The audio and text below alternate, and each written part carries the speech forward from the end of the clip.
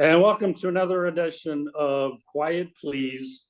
And I must say, we're missing our cohorts, Alan and Christian, but man, you cannot miss this show. Get ready for an epic, internet sizzling. I can't put enough adjectives in here, but we're joined by a couple of really good friends, and we go back a few years, but this could be one of our best shows ever. We will have a couple of Boston drops. We got a few New York drops coming in here because both of these gentlemen well, we got three, with Brendan anyways. But so we're joined by some of our usual team here. We got Andy Hydorn down in the South in Houston. Yes, sir. Gratuitous plug, the Q Mixer guy.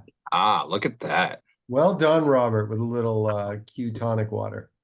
Very subtle. Andy's one of the great golf industry entrepreneurs. And we got Brendan Elliott, Little Linksters, former national award winner, youth leader, and all things lately golf innovation technology. Thank you, Bobby. And my pleasure, little drum roll here. I wish I had the photos of us back as in our youth. But anyways, we've got the tag team tandem of Mitch and Matthew Laurance joining the Quiet Please podcast this evening. Hey guys, that deserves a clap. Hey guys, Hi guys. Quiet, please. or as we say down here in Myrtle Beach, hush y'all. Yeah. So we got Mitch and Matthew. We're past TV shows, Saturday Night Live for Matthew. Mitch, you were on there a little bit. TV movies, some amazing movies, comedic actors. We're going to get into some of your past background for sure, but obviously this is a golf-centric show. You have a love of golf, and you like to chat a little bit. So we were texting, and I think Mitch said, "I can have us two on this show when it's about quiet." Yeah. Yeah, we spend most of our life talking about golf now, so that would be tough if we had to be quiet about it. It's a very, very ironic show here we have. Mhm. That's what makes it great. That's what makes it great. Quiet please thing for a podcast is genius. It's genius. So we got Matthews has ESPN radio host, so he's always talking. Mitch has had Golf Travel Roadshow. You've done podcasts. You guys are always talking, and a lot of stuff is about golf. But you grew up in New York City area. Where'd you get your love of golf? I'll take it, Matt, since it was me. When we were growing up, we had a summer house, and occasionally we'd go to a driving range when we were kids, and that was just to go and beat balls, and it was kind of fun, but nothing. And then neither one of us played. And when I was 30, I had been living in New York and working on Saturday Night Live for 5 years, and I decided to move out to LA and start acting. And Matthew and I still have, luckily, a great friend, Keith Glass, who we met in second grade. So we're talking late 50s. And Keith was a golfer growing up, and he was living in LA. He was working at UCLA as an assistant basketball coach at UCLA. And when I moved to LA, he and I would talk, and he'd say, "When are we going to play golf?" And I'd go out and play golf. And he'd say, "All right, when are we going to play?" And I'd say, "I don't play." And he bugged me enough, and this is the truth, that one day I said, "All right, I'll go play." And he said, "Okay, I'll pick you up at 6:30. And I said to him, "Keith, it's dark." He said, "No, 6:30 in the morning." I said, "Unless you're paying me, I'm not getting up at 6:30. But that was the beginning for me. I went out with Keith, and I didn't understand it because even though I'd watched golf on TV, Matthew and I were both good athletes. We played sports growing up, and I couldn't hit the ball. I couldn't get it in the air. I couldn't hit it. And I think that more than anything kind of started the addictive path of what was to follow. And I was single and had a lot of time, and I started just really getting into it, playing 4 or 5 times a week. And then Matthew, do you remember the first time? I remember when you said to me, I told you I was playing golf with Keith, and you said something like, "What are you kidding?" I'll tell you. Yeah, let me pick this up here. Go, man, go. So when Mitchie moved to, that's my loving term for my brother Mitchie. When he moved to LA in 1980, I was still in New York, and I spoke to him. Now, you got to understand, we grew up playing basketball, football, baseball at big time. And guys that played golf were the least cool people on earth to us. Easy, easy. Yep. No, I'm saying You're right. because we're a lot older than you. And back then, it meant on Long Island, you belonged to a country club. We were playing pickup basketball games anywhere we could find it outside. Anyway, so golf was the last. Mitchie moved in 1980. In 1981, before I moved to LA, right then, I was talking to him on the phone one day, and I said, "What are you doing?" He said, "I've been playing golf with Keith." I said, "Do you what? You're doing what?" I couldn't believe it. A year later or so, I went out to LA, and I remember Mitchie was in this house, and I went into the bathroom in his house, and on the wall, what club was it, Mitchie? Sandwich. It was a sandwich. Sandwich broken in half on the wall like this.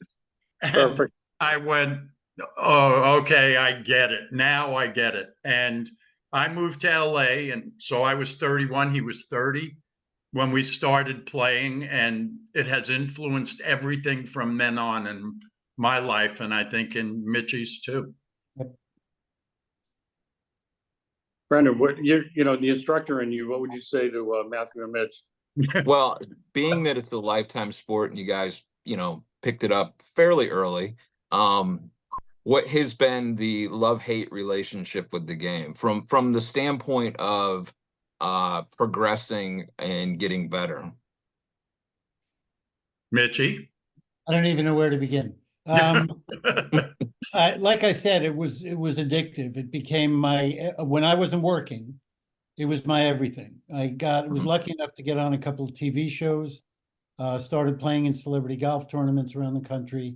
And when I was single, probably 25 weeks a year, I was on the road playing in a tournament. I got down, my lowest handicap ever was a 6. And so I was pretty good. But as time went on, get older, life catches up, all the things we know as we get older. And it was always the chase, always. And still is, ridiculously so. But, and Matthew will attest to this, about 10 years ago, so let's say I was 63, 64, somewhere in there. And in my mind, and I think a lot of golfers are this way, once you get to a certain level of proficiency, even if it's a medium handicap, whatever your best handicap status may be, that's where you live.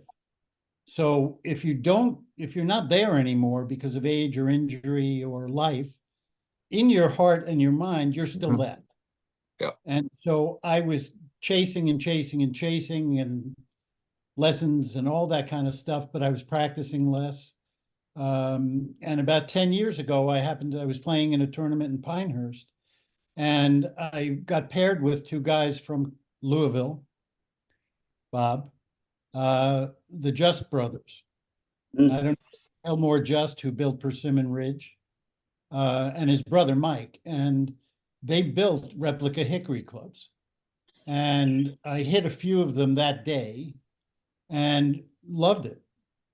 And then I kind of went to a golf outing. I know this is a little long-winded, but it's part of my story. I think Matthew's is a little bit different now. I went to a Chivas Irons golf outing, and there were a bunch of people, and we played long nose hickory clubs, sand tees at a course built in 1894, and something really got to me. And when I got home, I just started investigating and playing hickories. And that's pretty much all I've been doing for the last 10 years. Wow. And a big part of it for me was that I was frustrated and tired of trying to do things and new equipment and keeping up, and just the whole process was tiring for me and frustrating, really frustrating. And when I started playing the hickories only, it doesn't mean you don't get upset when you hit a shot that doesn't go your way. But what it did to me was it removed those expectations. Because when you're playing 100-year-old clubs, the sweet spot is the size of a thimble. When you hit a good one, it feels unbelievable. And the other ones, you kind of get used to just going, okay, okay. It lightened my attitude up. I still go back and play my modern ones, get more yardage with them, all the things we love about forgiving golf clubs. But my path has been a little bit different relative to the pursuit of golf. I know Matthew, you know, he's been on that journey too. First of all, please don't speak for me. You Right, guys, can we cut out the last 20 seconds of that? We'll edit. We give a lot of. you guys have to understand, he's been my older brother my entire life. He's 4 Yes. minutes older, and I've been listening to this crap where he speaks for me. Okay, I'm sorry. I'm sorry. Get it out, Matthew. Building You're a up safe- on me for a you're in a long. safe- You're in a Okay. safe spot. Thank you. I think for me, first of all, I've had maybe 3 lessons in my entire life in terms of playing the actual game. My best handicap, and it was for a while, was probably around a 6, a 5 or a 6. And it was fun, but I was so invested in every shot because I don't anymore because I'm too old to have a temper now, except in real world situations, not golf, that I would explode on the golf course. I had been known to possibly throw a club or two, as hard as that is to believe. I never broke a club like that sand wedge, but that's the way that I played. And because Mitchell said we were good athletes. We were great athletes. I mean, really, Mitchie. No, come on now. Don't be humble about this. And those things, I mean, we worked hard at it, but it came in. We all know about golf. It doesn't matter. I used to play with a guy, the worst athlete I've ever seen in my life. He couldn't catch a ball from 3 feet away. And he would go out on the golf course with a very mechanical swing and play great. And it killed me. It used to kill me. I have gone, again, the same thing in my acting career, celebrity golf tournaments, all of the stuff that went on, new clubs, how long did we go without buying a golf shirt, Mitchie? We had more swag Hey, from wait, you're buying golf shirts now? not now. Swag. I have my ways, All right. but just saying. I forget where I was then. Anyway, here's the interesting part about this. Probably 3 years ago, and even when I was a 5 or 6 handicap, I never hit the ball long. If I killed it, I hit it 220 or 230.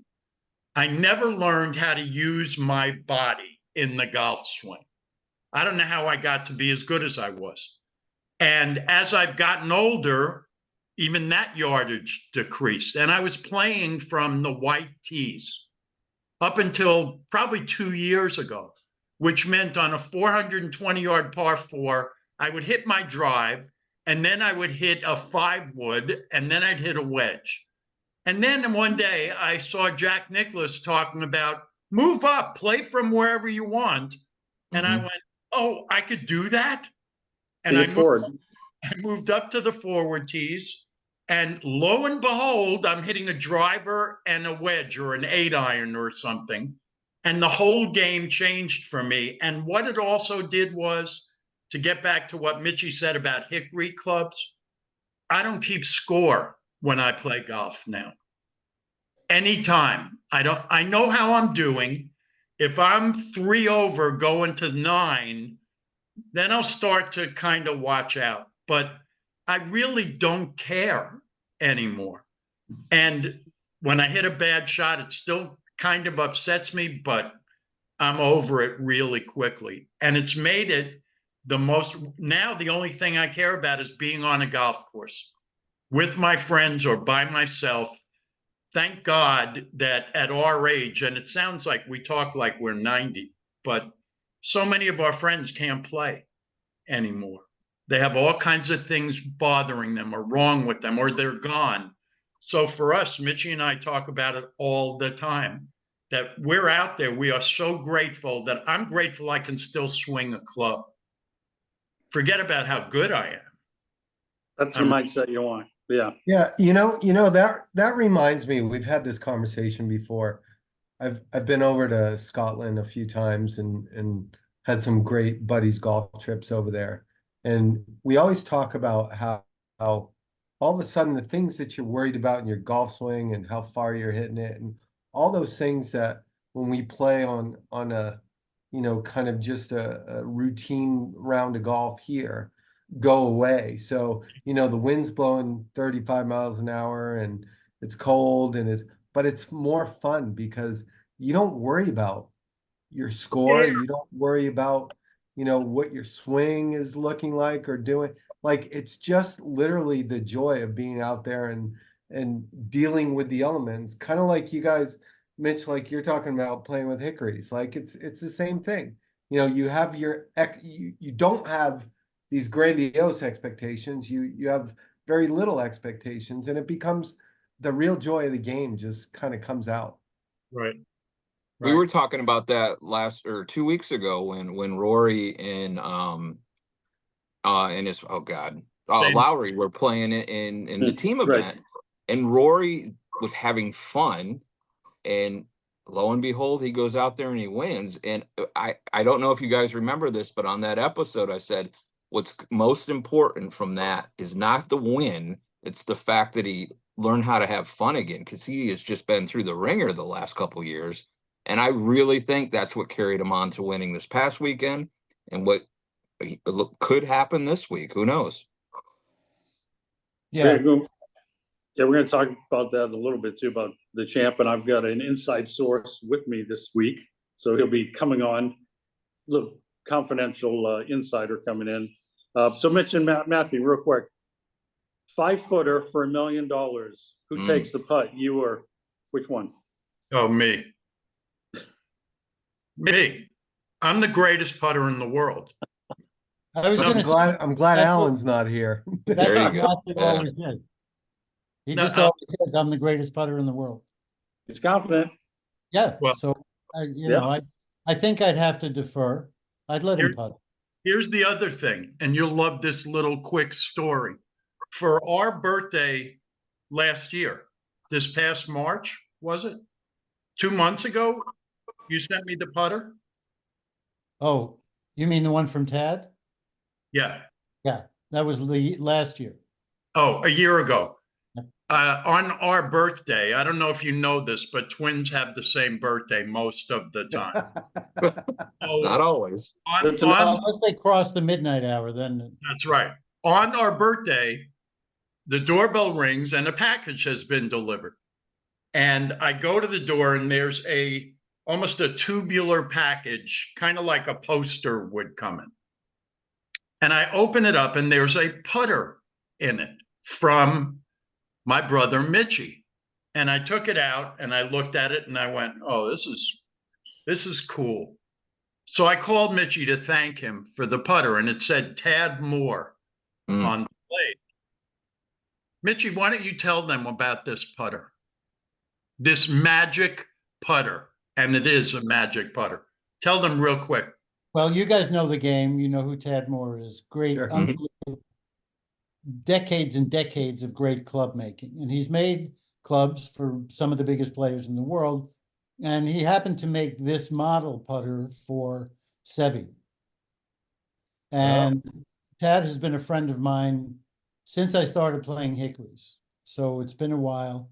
And he's been awesome. And he sent me, he had, replicas. He had a few of these putters that he had kept. He has Sandy Lyle's clubs.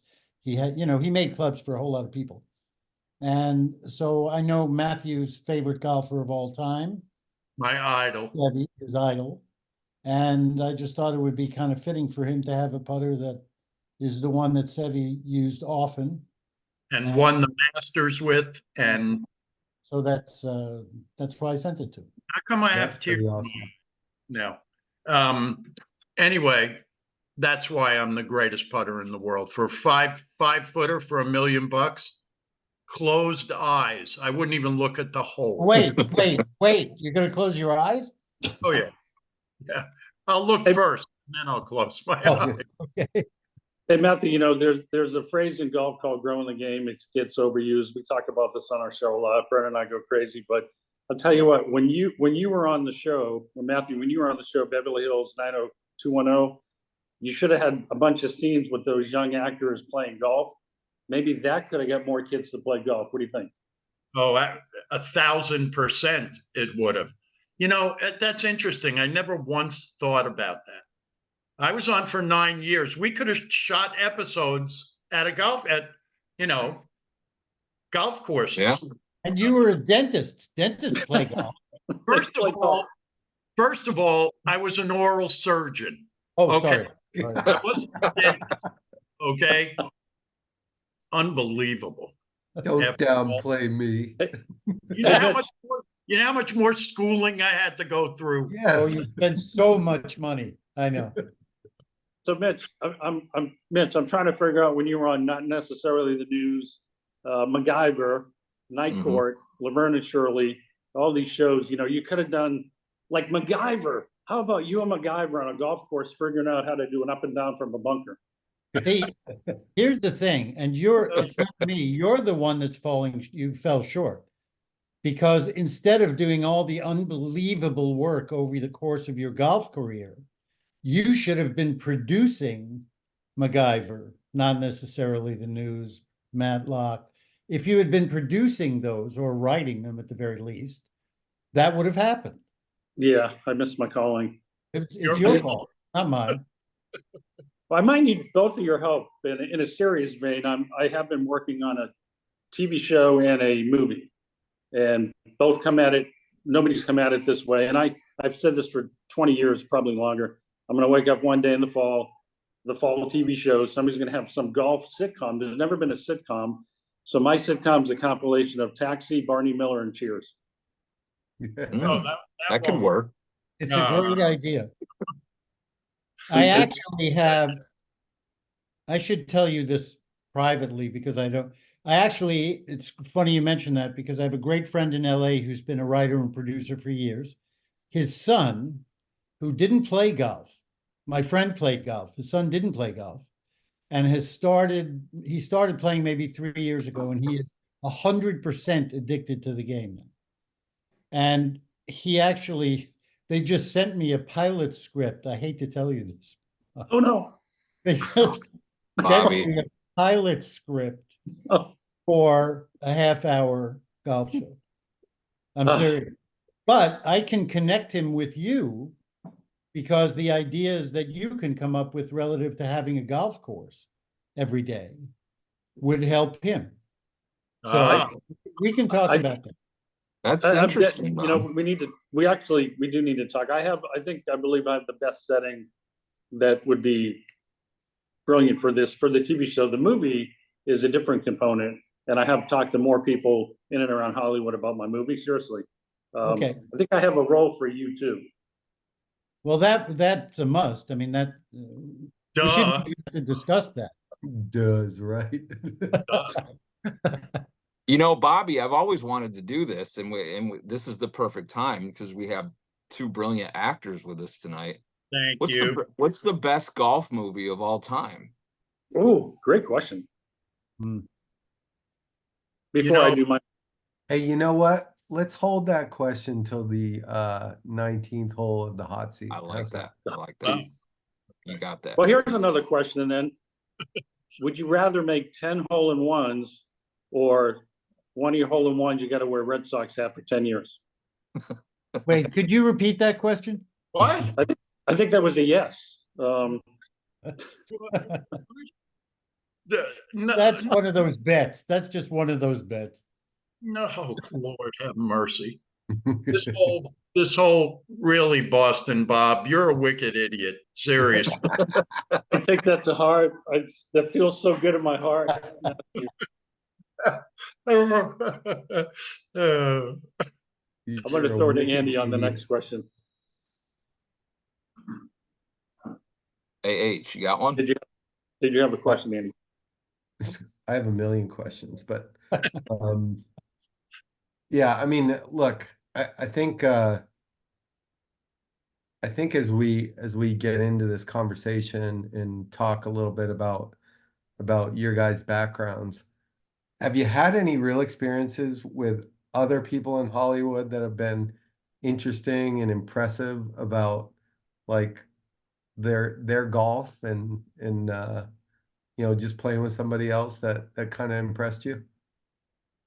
Oh, I know. I'll start. I know Mitchie has a billion of these too. And a lot of them have to do with these celebrity tournaments that we played on in for years, meeting the most amazing people.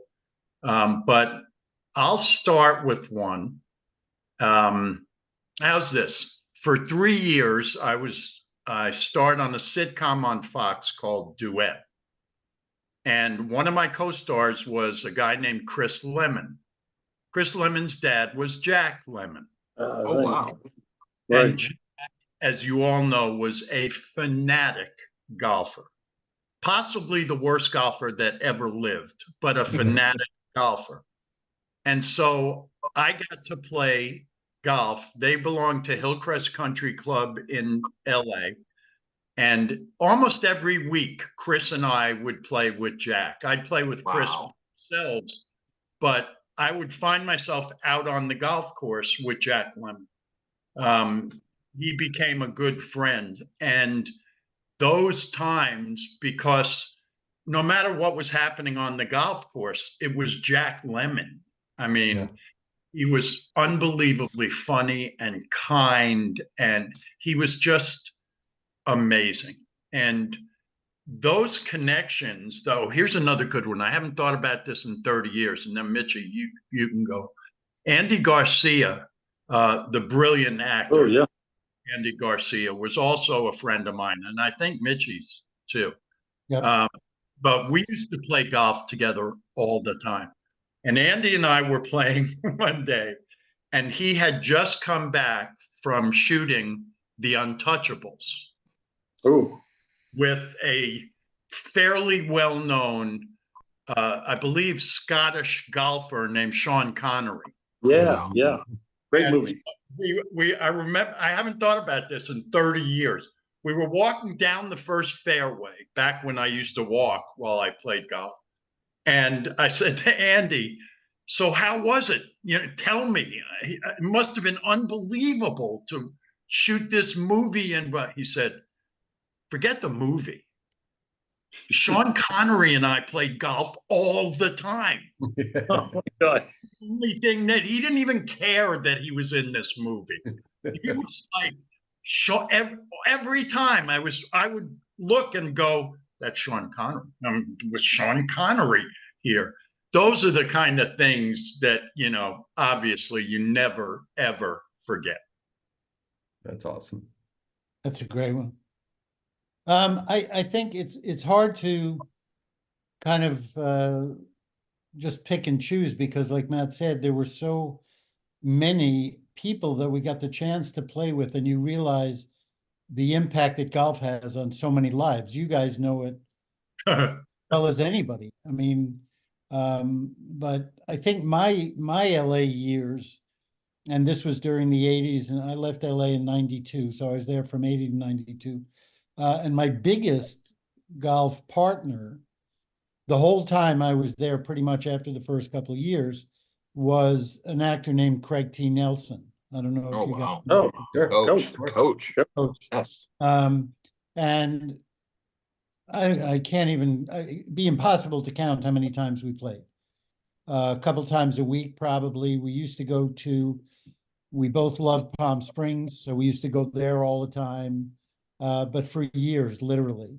And that brought in other people because Craig, I was nowhere near doing the stuff that Craig was.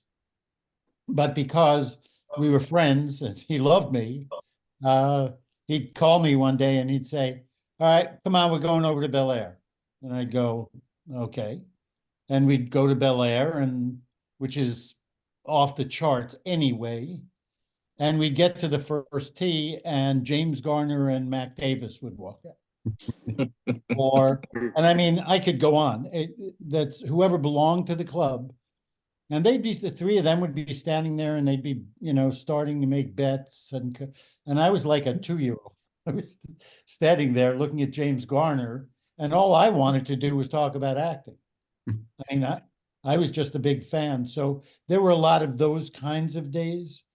And Matthew and I won't even go into the sporting world and the people we got to play golf with at these celebrity tournaments, because that opened up a world that I don't think either of us in our wildest dreams could ever have existed. That's how incredible it was. And it would, That's awesome. would sound The like act- if we started talking about the athletes that we got to hang with. The Yeah. actors that you guys mentioned were staples at Pebble Beach. Did you guys ever play in the Pro-Am?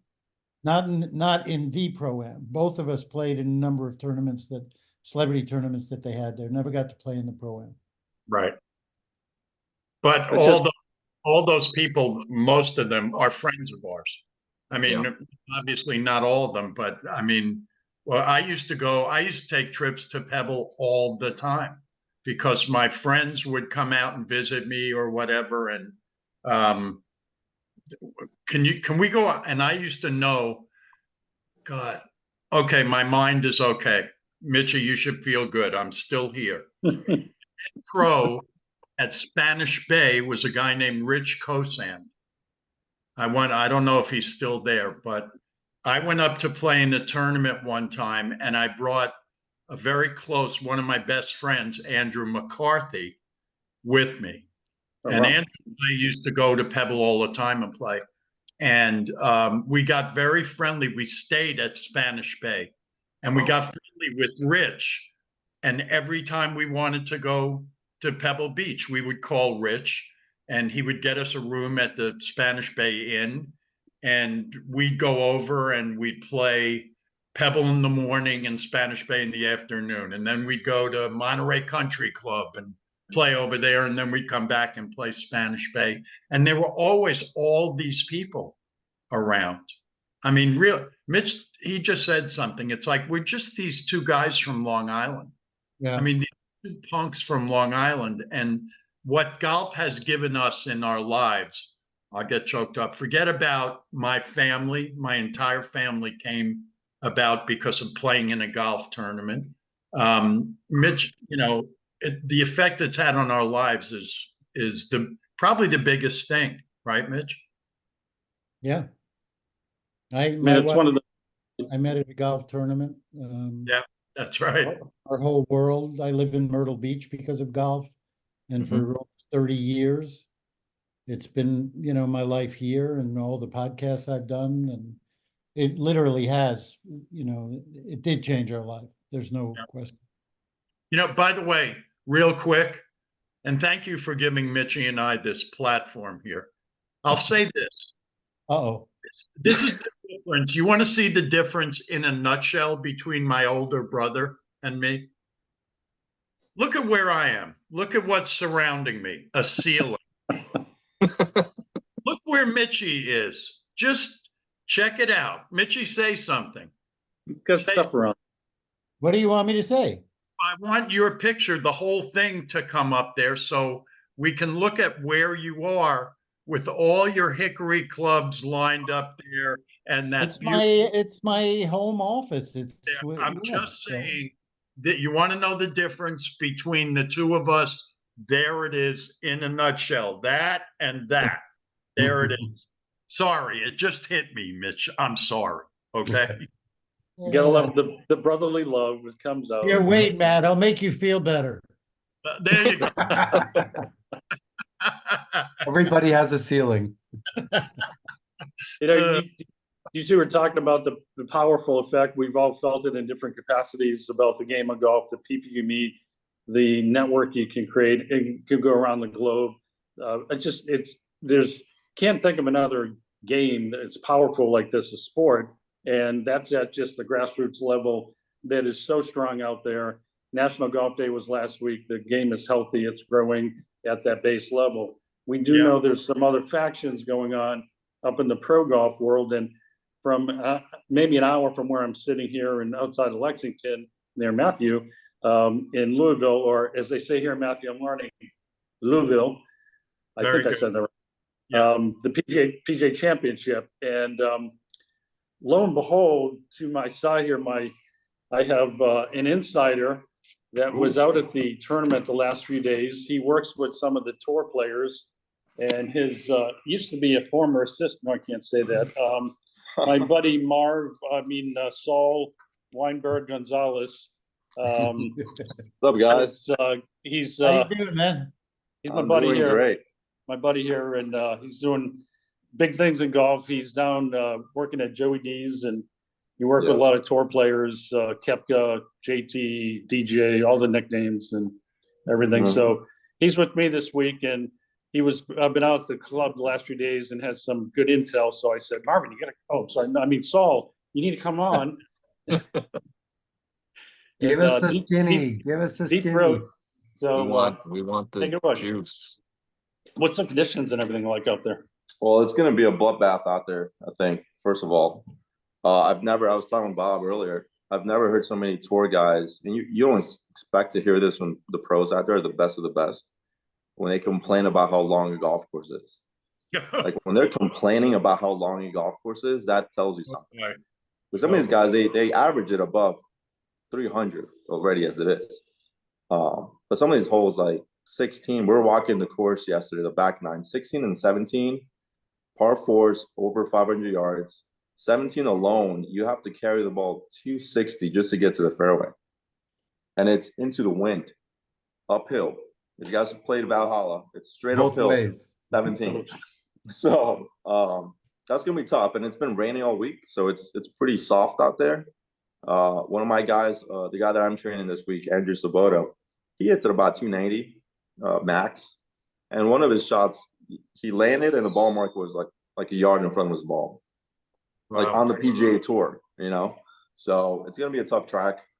I would suspect the long hitter is going to do well. And out of the long hitters, the one that's got the best short game will probably fare well there. So it's just a handful of guys. You might have some guy that, plays well the first couple of days maybe, but then he'll probably fall off. I don't see like a no-name doing well this week. I'll be very surprised if they do. But that's been kind of the word. It's funny you say this, because I was listening to PGA Tour radio on Sirius today, and everybody wants to talk about how they're going to murder this golf course because the tour guys don't care about distance. It's soft, it's this and that. But at some point, I'm sorry, if you're hitting it from 220 versus hitting it from 120, you're not going to be as good. You're not going to score as good. I don't care what the deal is. And I think people tend to underestimate what you're saying there, Saul. But I just think that's one of those things that distance is still a thing, and it hurts some more than others, but it's definitely a factor. What is the conversation that DJ and Bryson? Oh yeah, Bryson. Bryson's one of those guys that, he grew up probably being a little nerdy, and he's tried really hard to become one of the cool guys by working out and getting big, and he's done a great job because he's gained so much distance. But still, he hasn't quite gotten the respect from some of the guys out there. He's on the range today. He's sitting behind Dustin, and he walks up to DJ and he's like, "Yo, DJ, hey, Heavy, what do you think about the course, man? Like, chipper and stuff, like how he is. He's like, I really like the back nine, but the front's a little quirky, man. It's just weird, right? What do you think? And DJ's like, yeah, I mean, I don't know. Typical DJ. I mean, what can I say? You just gotta hit the fairway, bro. And Bryson's like, yeah, cool. All right, good talk. Yeah, those two guys approach life a little differently. Oh Yeah, yeah. Yeah, yeah. yeah. That was as good as Connor Moore's impersonation of DJ. I know, I know. Well, I see DJ every day, so I think it's sticking to me a little bit. On my show, which is every Sunday morning, I refuse to use his name on my show. There are two guys that I will not say their name. One is Biceps, as we call him, and the other is the cheater. Is the only way I refer to another player that happens to play on that other tour. We won't Oh, I even know yeah. who you're talking about. we won't mention their names on. It's unfortunate that you just have to say that and people know who you're talking about. Yeah, exactly. Like So- 100% of the people know. Exactly. Exactly. Yeah. Yeah. No, but it's gonna be a fun week. It's gonna be a fun week to see these guys get destroyed by the golf course. Not destroy the golf course, but get destroyed by the golf course. What do you You know think? what's- What do you think if Mitch played his hickory shafted clubs he'd shoot? Who? Out there? Yeah. Yeah, don't even, No. Probably The have tees a aren't- hard time breaking 100. Oh, Break- I'd have a hard time breaking 100 anyway. The forward tees are not forward enough where I could actually play and score. But I have a question that I'd like to ask if I might. Since you've been out, you work with players, you saw everybody there on the range, and this afternoon I was going through the who's there. I just got Mhm. on the PGA website and I started and I went down the entire list of players. And I know this kind of feeds in a little you guys too when we're talking about live also, but the one thing that really jumped out at me as a fan of the game was how unbelievable the field is. Mhm. I mean, from the top, and there's a lot of guys that you don't know. There's PGA members that are playing, there's young guys that I might not know, but from A to Z, the depth of this field all together, again, it made me sad in a way. It really did, because I was going, this is what should be the most fun of all. Is like you're saying, this course, this tough track, and watching what the best players by far in the world are going to do, which is why I want to watch. I really want to see this event, and most of the ones, you know, recently, I mean, I love the majors because I'm a history guy, but most of the other ones, I kind of go. We had an event in Myrtle Beach last week, the Yep. first PGA Tour That's right. event. Mhm. I was more excited about seeing guys I'd never seen play, just because of the stories, than I have been for a regular PGA Tour event in a really long time. Do you have, being out there and watching everybody, and I know you Mhm. work with PJ and I know you, but did you have a sense of what I'm talking about, which is kind of excitement of the gathering? Yeah, definitely. I mean, like you said, there's 20 guys out there that are just regular. I won't say regular, but they're just head pros at a golf club that just happen to qualify. The Right. guy that I'm training is one of those guys that made it. And it's great to see them try to Yeah. compete with these guys as well. At the end of the day, for this week, they all come together to try to attack this golf course. It's good to see some of the guys that left to the other tour, you know, because we haven't been seeing them on a week-to-week basis on the PGA Tour, so it's kind of like a reunion. But no, yeah, it's good. And it's funny, I was telling Bob too, for being Monday and Tuesday yesterday, the last couple of days, the course has been really full. Like, it's just practice rounds and people have come out. It's been packed full. So Yeah. it's gonna be a packed full weekend, I'm sure. And again, same thing about Holly here. I mean, you guys only have championships once every 5 years? When was the last PGA Championship? 2014? 2014. Yeah, so it's been 10 years, and then the Ryder Cup was a few years ago. So I think people are hungry to see a lot of these guys. It's gonna be fun for sure.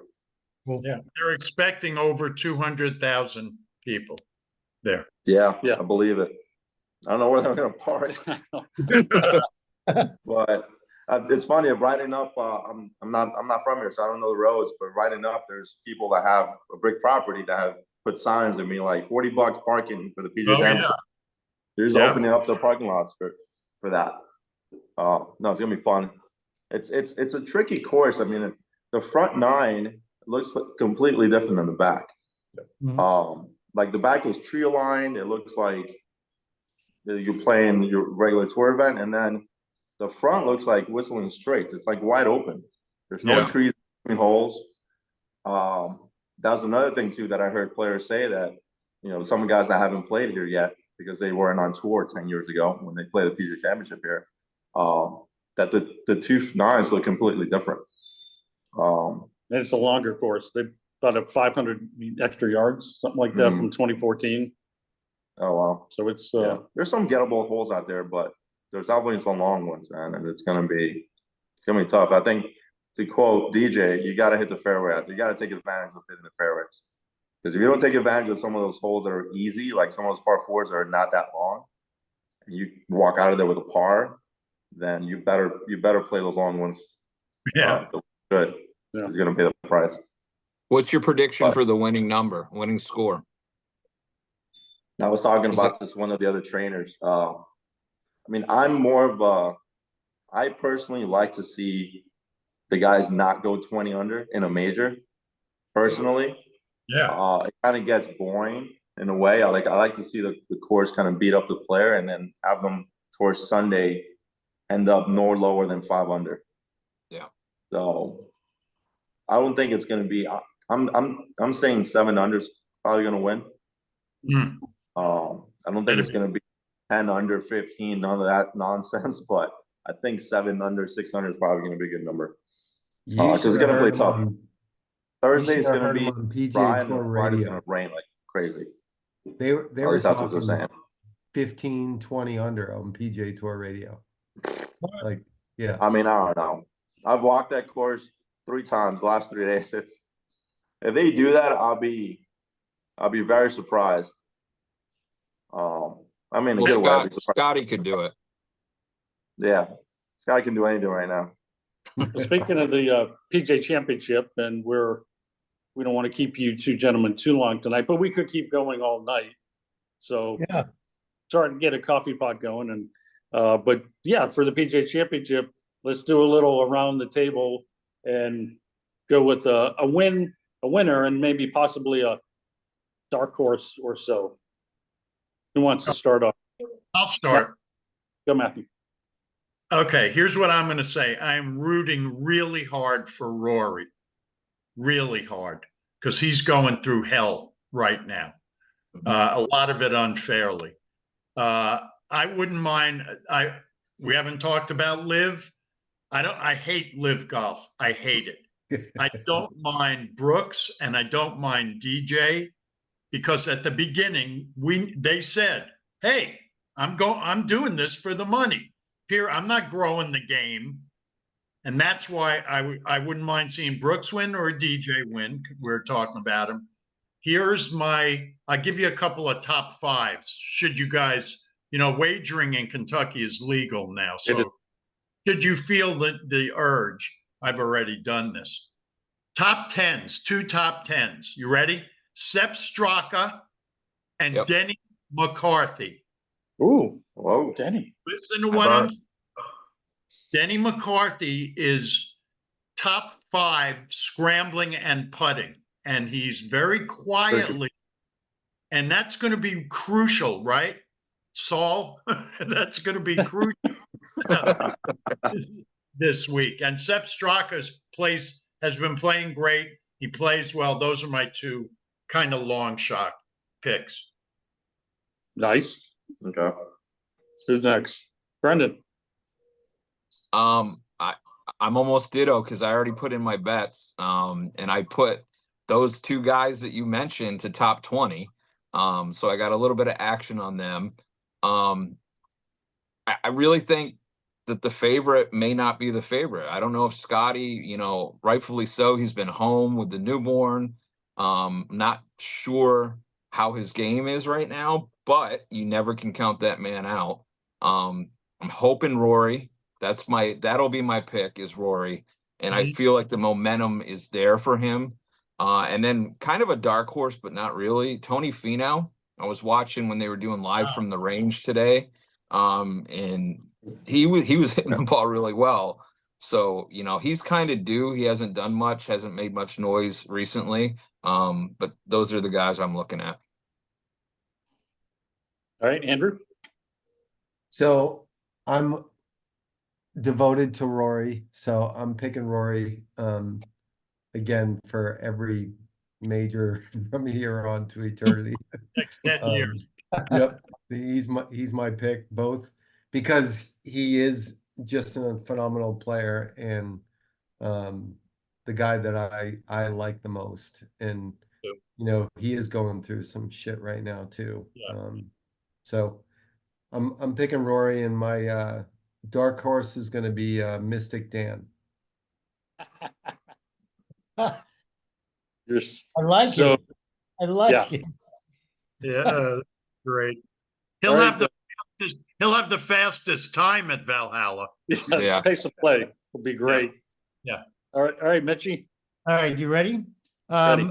I'm with you guys that just heart pick would be Rory. I don't have to say anything else. But here's what I'm going to do. And Matt, you might want to leave the room right now. Oh, no, don't. Okay. All right, just keep your heads in your ears. I think Bryson's got a great shot. Ah! I really do. I'm not saying, wait, Matt, I'm not saying I want him to win. If you're asking me who's got shots, I think he's got a really good shot. He's got the requisite stuff. If he happens to be on his game, I think he's okay. My brother's never going to talk to me again. Matt, don't look so upset. This has been great, really, and all of you guys, it's been great, but you're dead to me now. Yeah, all right. Okay, here's something that'll make you feel better, given where you live. Yeah. My dark horse. JT. No. Well, that JT would be fine. I like JT. But Yeah. my real dark horse is really, really, really a dark horse is Vincent Norman. Oh, How about that? is he Swedish? He is Swedish. My Oh, wife yeah. is Swedish, so I have a particular soft spot. But who won the Barbasol last year? Vincent Norman. I was there. Correct. Yeah, okay, yeah. He loves Kentucky. Mitchie, the Barbasol is not Valhalla, okay? Hey, wait. Here's an interesting tidbit for you guys. Valhalla is, as you know, the Norse Right. spots. Half of the people at Valhalla died on the battlefield. Only half can get into Valhalla. Oh, For House of the Slain. So what Saul was talking about Valhalla and loving that the course is going to beat them, that's Oh. going to happen. That is going to happen. that's pretty good, Mitchie. Pretty good. All right. I pulled that one from deep. Well Okay, done. Bobby, you and Saul got to make your picks. Yep, I'll go real quick, and then I'm on the Rory bandwagon, and every time he's got through some things in life, it seems like he can compartmentalize things and play well. I think he channels his 2014. It'll be interesting. I don't know, dark horse per se, but you know, if he did pretty well at Augusta, I always think he can get over the hump, but I'm just going to go Tommy Fleetwood for who knows what. Would love that. I would love that. And over to you, Saul. It's funny. All right, so Rory, obviously, just because a player of that caliber, they're coming off a win with Lowry. He's coming off a win last week. I mean, and the course, if anything, is going to favor a guy like him. I mean, he has the distance, and just knowing how good he is and can be, if the short game is on, it's going to be Rory all day. For me, two dark horses. Obviously, my guy, Andrew Sabota, because I mean, I got to go with him. If he plays his game, he might do it, but I'll agree with Bob. I saw Tommy Fleetwood. I followed him on Monday, and he was on. His misses were like not that bad. Even like the caddy of the other player that we were playing with, you know, came up to me. He's like, "Yo, Tommy's like, if he's on this week, he'll probably do well." So I'm just going off that. Just seeing him play on Monday, I was Insider information. I was kind of express a little bit. So yeah, those two dark horses. My guy, Andrew Sabota, Tommy Fleetwood, and Rory will be the top guy. Cool. I would say. All right, we're gonna have to get us all together next week and go over this. So, Yeah. I mean, no, but seriously, as soon as possible, we got to have you two back on, Mitch and Matthew. You guys are amazing. I knew this was going to be a blast, and what you've done in your careers, TV, radio, movies, everything, it's just unbelievable. But your love for the game of golf is what makes you affectionate to us, and you have to be a reoccurring. What would the term be? Reoccurring Character. character. Reoccurring paid people. Okay. As soon as we do. First Oh, time man. free. Yeah, I know Yeah. that one, Brent. Well, I like the character because you guys are characters, but Yeah. it's just, yeah, it's awesome having you with us. We always finish with kind of walking up the 18th hole with a parting thought, just a brief little, parting message. So we'll let you two think about a little comment. We'll start with Brendan. Are we gonna not put him on the hot seat? Oh, We do gotta we do have the time? hot I don't seat. want, can we, well, if We you can two want to squeeze it stay. in. We go rapid fire. We're good. Rapid fire hot seat. I'm very busy, really. I have to go. Yeah. I don't? Okay, I got a few minutes. All Okay, right. boys, so All right, take it away. it'll be 9 quick questions. You answer the Wow. quick, shortest answer that comes to your mind. So, first question, what's your lowest 18-hole score, Matt? 73, and I shot it twice. Mitch? 72. Yeah. Okay, Mitch, what are your 3 favorite golf courses you've played? Oh, geez. I got to do this quick. Yeah, The the hot seat. Okay. I would say the Old Course, Gamble Sands, and Nairn. Nice. Matt? Okay, how's this? Cypress Point, Royal Birkdale, and Pebble. Nice. Nice. Okay, Matt, 3 courses you have not played that you'd like to play. Surprisingly, I've never played the Old Course. I have to play there. Pine Valley, and oh boy, I don't know. I've played all the ones I remember. No, that's not true.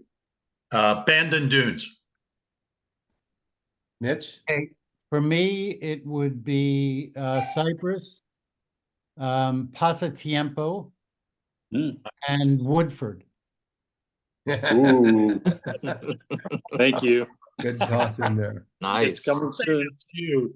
What Okay, a- Mitch, Yes. what's the best part of your game? Right now, talking about it. That's fair. I'm actually hitting the ball great off the tee. My short game is in another county somewhere, so I've been looking for that for a long time. Okay, Matt, I have a pretty good idea what you're gonna say the best part of your game is. And it is putting. Perfect. Best in the world. Okay, so Matt, what skill do you think is most important to play good golf? Short game. Chipping and putting. I Mitch? think is most important. I would agree. Not even close. Okay. All right. So Mitch, who's your favorite golfer, past or present? Oh, Can't say me. Can't say me. I mean, I'll have to go stock answer with Bobby Jones. I don't think there was anybody more influential in terms of the game. Well, honorable mention to Francis Ouimet, but Matt? Debbie, all day, every day. You two couldn't be more different. I loved Seve too. Don't Yeah. get me wrong. I loved Bobby Jones. I mean, but you know. You don't even know who he is. Yeah. Okay, so this is my favorite question. So Matt, you go first on this one. Quickly describe the best shot you've ever hit, time, place, and situation. Royal Birkdale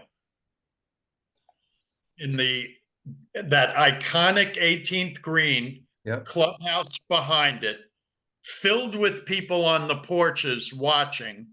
In the bunker in the right front of the green, pin all the way across in the back left. I was horrible and still am out of the bunker. I had a great caddy. I was probably 50 feet from the flag. And as I was walking into the bunker, he said to me, "Don't think about anything, just swing." And I got in and hit the best golf shot I have ever hit in my life. I have no idea how I did it. It popped up high, beautiful, hit the green, rolled up to about a foot from the cup. And the people applauded, and there is not even a close second place in the years. Did you make You the make the putt? putt? Oh, I'm the best putter in He's the the world. best putter. Yeah. why even ask? We have that. Okay, Mitch. I have two that I'm going to give you quickly. First one, Charlotte Golf Links, Charlotte, North Carolina. My wife and I playing on a Thursday afternoon. Found a dog. The dog came up on the tee on the 6th hole. Just showed up, no collar, no nothing. Little red fox looking dog. Jumped in the cart, rode with us.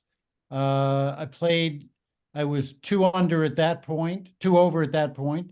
Got to the 9th hole. I won't go into what happened on the 2 holes previous, which was unbelievable. Get to the 9th hole, par 3 uphill, 175 yards. Couldn't see the flag. Took out my 5-iron, hit it great. Get in the car with my wife. The dog is asleep on my wife's lap. Drive up to the green. I get out. She gets out. I took the dog. She said, "You're not coming?" I said, "It's in the hole. I don't have to get out." She said, "You think so?" I said, if the ball's in the hole, we're keeping the dog," which of course it was in the hole. We kept the dog. Nice. One, Awesome. and I'll really make this quick. Last year, What was the dog's name, Mitchie? Ace. Ace. Last year, there's a great golf course. I don't know if you guys are familiar with it in California called Rams Hill out in the desert, Borrego Springs. It's 2 hours from Palm Springs. Beautiful Tom Fazio golf course. Friend of mine's doing the marketing. I go out. I bring my hickories. We play 4 days of hickories. He's a hickory player too.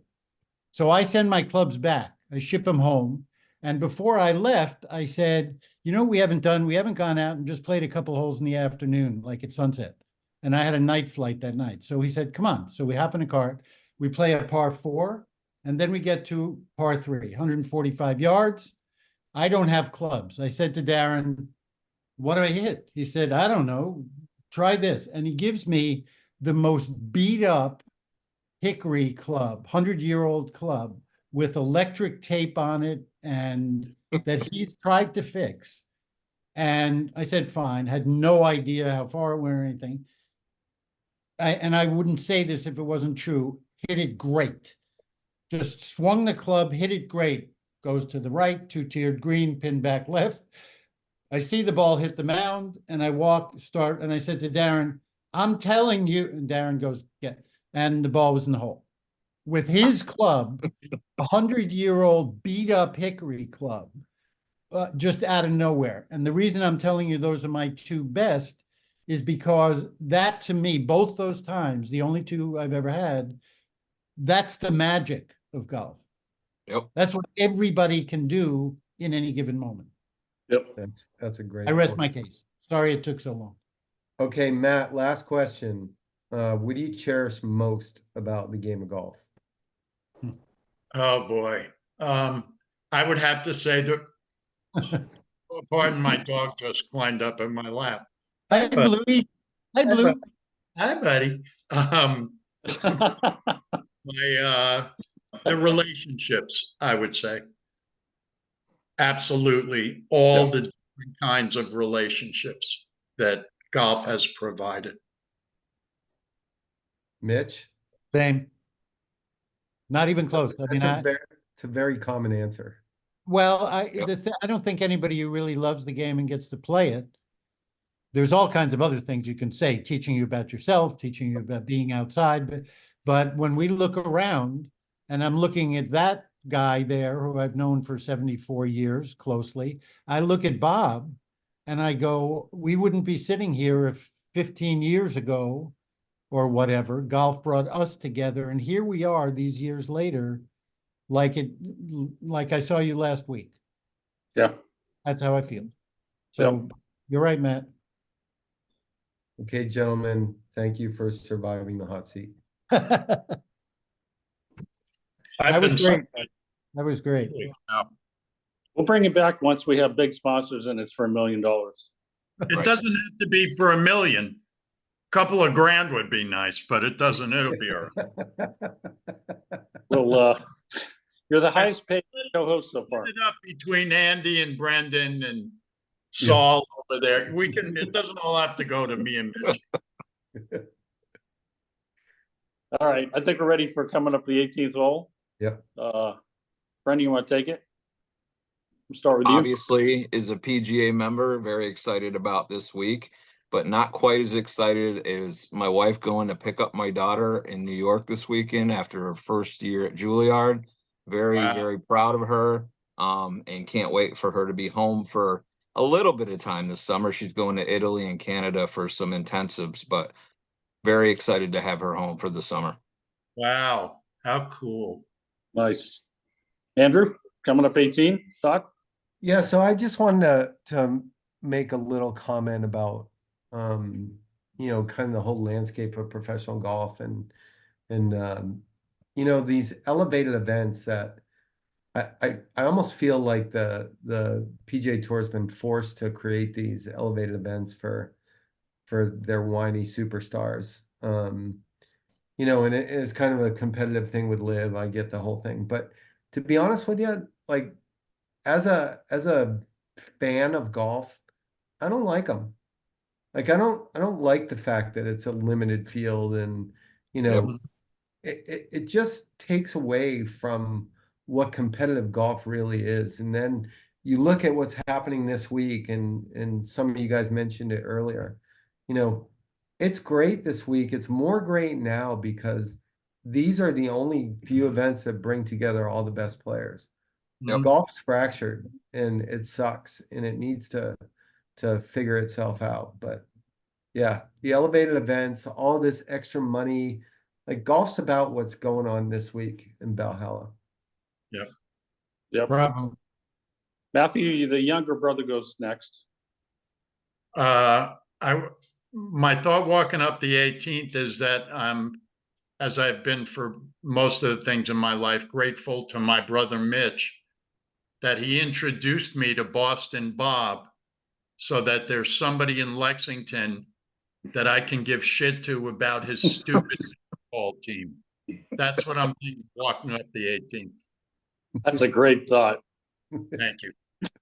Thank you. I would just like to say that I'm glad you're carrying on the tradition that I started those many years ago. I have to say mine would be that I'm eternally grateful for the game and for the friendships. I am completely with you, Andrew. Being a history guy, I wouldn't mind if it went back to match play. That's I'm saying let's just really go to the game a few times a year. And the PGA was obviously a great match play event, and so I'm looking forward to it. I hope they clear away all the other stuff, because the real game is what you guys have all been doing, and Matthew with Backspin, and hopefully what I've done with Talking Golf Getaways. That's the real game. That's the only thing that matters. Right. To millions of people, that's the only thing that matters. Sort of like what Tip O'Neill said, all politics is local, and you can say all golf is local, and it's the green grass. Yep. Absolutely true. Final comment to Saul? Yeah, just walking up 18, especially this week. Really appreciative, like you mentioned before, of like connections and the people you meet in this game. At the end of the day, it's a very small industry. I can't imagine how many people I've run into this week already that I haven't seen in years, but the game kind of brings us together. All nationalities, all different. I mean, literally. So the best. Yeah, the best. And especially if we're from New York, not Boston. With Yeah. all the horrible teams they got, whatever. I won't go there. Wow, 4 versus 2. We didn't know that. Yeah. He's sleeping on the couch tonight. I'm going to finish it off with just, good luck to the 21 fellow PGA pros that are playing this week. It's their 15 minutes sort of to shine. And it's just a neat experience to see a lot of PGA pros that are, they're teaching, they're grinding away. They are doing things at the local level that make a difference in people's lives. So good luck to the 21 in the field. And the only other thing would be, there used to be a long drive competition at the PGA Championship in 63 and 64. Jack Nicklaus won the long drive. To this day, he keeps a gold medal clip, a money clip that he prizes more than anything, I think. And the PGA Championship, when I was working at headquarters at Valhalla back in 2014, they had the long drive championship, or it was the 10th hole. It was a long drive, and it went away. And it's I don't know, we need to get that coming back. I tried to literally get a drive, chip, and putt when I was helping oversee drive, chip, and putt. I wanted to get a drive, chip, and putt with the tour players at a PGA Championship. That'd be awesome. Thank you. I got overruled. Anyways, conversations for another day. But thank you, everybody, for listening in to Quiet Please, the latest episode. And we'll be coming at you next week with some more guests from, we have an upcoming LPGA Senior Tour event here at the Woodford Club, the Woodford Legends Invitational. Matthew Laurance will be out here covering it. He'll be the new, you could be the new Saul. And we got to have you two guys back, Mitch and Matthew. Yes, really seriously. Definitely. Anytime. This has Thank been you. great. All right. Well, tomorrow at 7:30, we'll see. No, I'll be here. we'll get you back. But it's been a great pleasure. Thanks everybody for listening in. You can get our podcast on all the places you pick up podcasts. We're moving up the ladder in the rankings. So thank you to everybody listening in. And and if you call in, we'll get you autographed memorabilia from Mitch and Matthew Laurance. Done. Yes. Worth a ton. Oh, Thank you. absolutely. Thanks again, guys. Thanks, everybody. Thank you. Cheers. See ya.